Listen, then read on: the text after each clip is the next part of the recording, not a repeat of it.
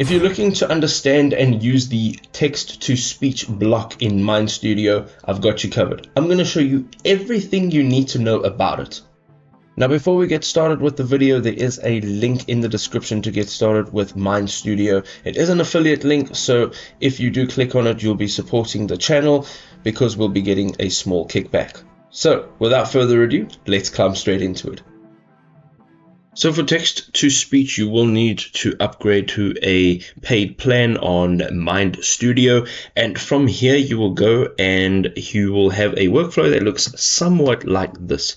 You'll have the user input, so this is where the user will add the information or the instruction, and then they will be able to generate text from that. So within your prompt, you are going to add in the type of content that will be received from the user.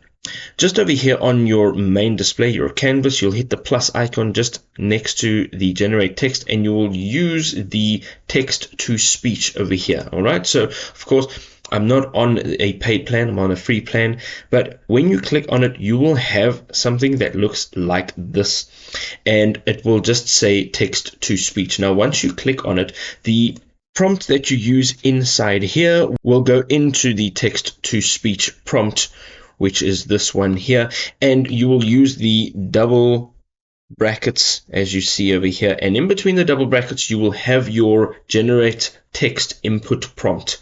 So that will be displayed in over there, and thereafter you can configure the display content as well, and this will show what the end user will actually see. So if you would like to know a little bit more about that display content block, you can go ahead and check out our channel. We do actually have a video on it explaining how the markdown syntax gets used and why it gets used like that, so you can go and check that out there.